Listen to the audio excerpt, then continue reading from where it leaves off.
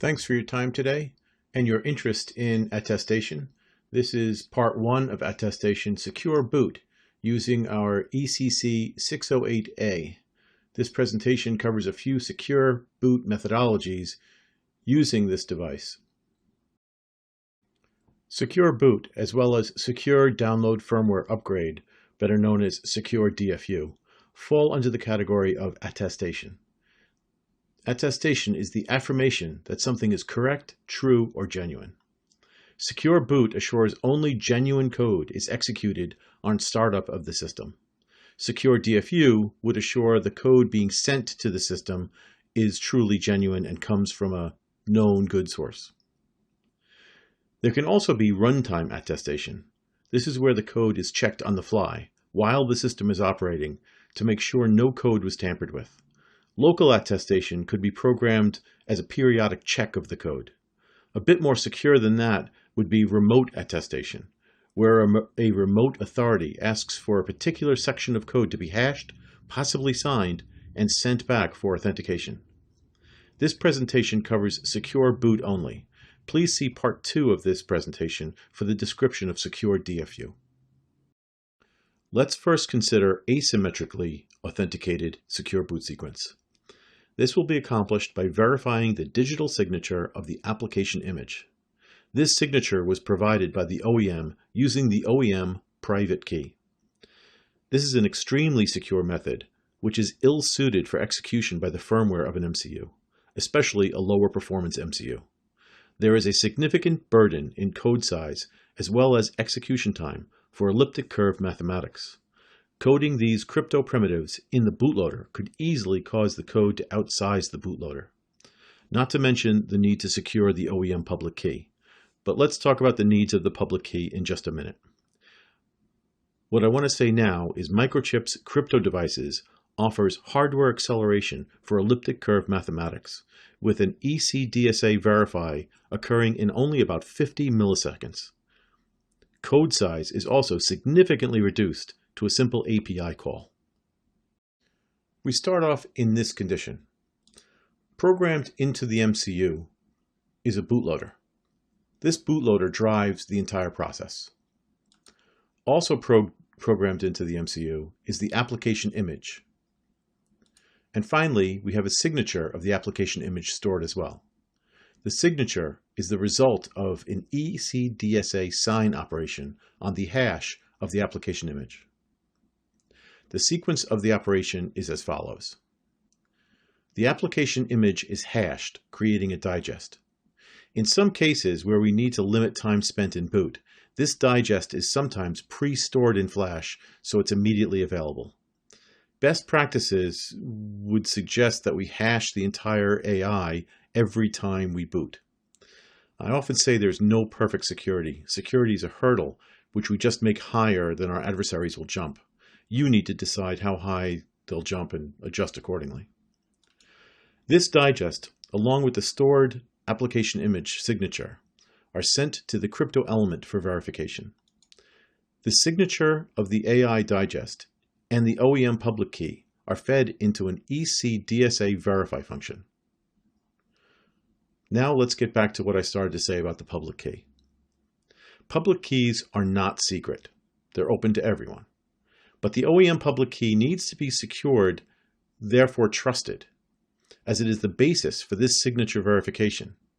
If an adversary has the ability to change this public key, any security has been completely compromised. So in this particular case, even though public keys are not secrets, this one needs to be secured. It's still not a secret. Anyone can know it. It just needs to be protected from being overwritten. And while we're discussing this public key, let me also say we probably don't want to use the OEM's root private key for this signature. Following best cryptographic practices, keys should be reserved for one purpose and not reused for any others. The proper thing to do would be to use an OEM intermediate key to sign the application image. A certificate from the OEM root would be needed to assure the validity of the OEM intermediate public key. I feared showing that level of detail in this presentation might do more to confuse than enlighten, so please forgive me for implying we should use the OEM private key for signing application images. It could be done, but again, best practices advise against it. Symmetric cryptography can be used for secure boot as well. We start out similarly to the last slide. We don't need the signature anymore, of course. The sequence of the operation is as follows. The application image is hashed, creating a digest. Again, in some cases where we need to limit time spent in boot, this digest could be pre-stored in flash. A random number is generated in the crypto element and sent to the MCU. The application image digest and this random number are hashed to create a message authentication code, a MAC, which is sent to the crypto element. This randomness thwarts any attempts at replay attacks, which would be recording a previous successful authentication and trying to feed that back into the crypto element. The random number makes every authentication unique. A copy of the genuine AI digest created by the OEM and stored in the crypto element is used along with the random number to check the MAC coming from the MCU. This is about the time someone asks about an adversary probing the I2C line. We'll talk about this in the next few slides. When an adversary has physical possession of your device, unlimited resources, and is highly motivated to crack your security, I'm not going to mince words here. You're in real trouble. But we don't have to just roll over. We can make that hurdle I talked about earlier quite high. And we can make sure any successful hack will impact only that one physical device and not compromise your entire ecosystem. We can confuse things further and even obfuscate the I2C bus using what we call an I/O protection secret. This is a secret which is not transmitted during normal operation. Let's go back to manufacturing. Usually, manufacturers use some kind of diagnostic code on newly created boards to make sure they are created properly and everything works. This diagnostic routine is then overwritten by the production application image.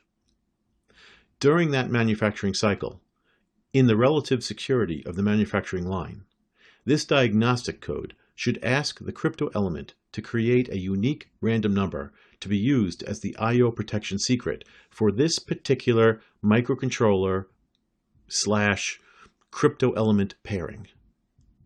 This number is stored in both the crypto element and the microcontroller. It is unique to each PCB. If anyone were to decapsulate the micro and find this secret, the hack would only impact this one board because all the rest of the boards would have their own unique I/O protection secret.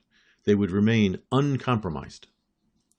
Let's look at a couple of ways this I/O protection secret can be used.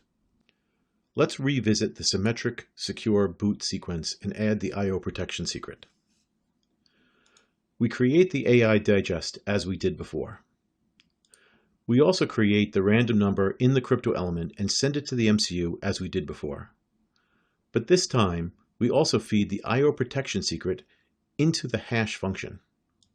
The crypto element reproduces the MAC using the random number, the known good AI digest, remember, from the OEM, and the I/O protection secret. The result is compared for authentication. Even though an adversary might know the real AI digest and read the random number, with no knowledge of the I/O protection secret, it is infeasible to guess the MAC.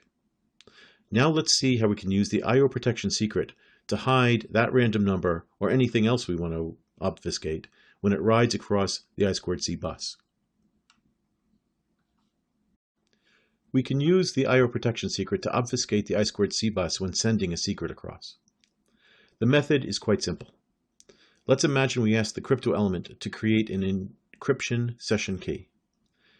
This could be the result of key derivation function, Diffie-Hellman, etc.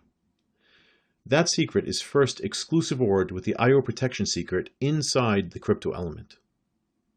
It is then sent across the I2C bus, obfuscated, of course, to the microcontroller.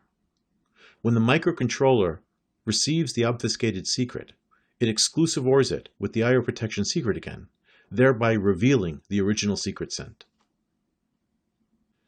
We need to talk about one more thing.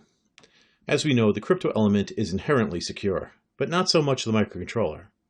It is still possible for a hacker to literally take the entire microcontroller off and put a new microcontroller with code rendering the crypto element irrelevant. We are able to limit hacks to a single device in physical possession of the hacker, but still, we want to make sure life is as difficult as possible for hackers. We can add more height to that security hurdle I talked about before by locking the keys and credentials needed for cloud service access in the crypto element and only allow them to be unlocked after a successful authentication. In this way, we can force the use of the crypto element. I want to thank you for your time today. If you have any questions, please reach out to your local Microchip technical support professional. Thanks again.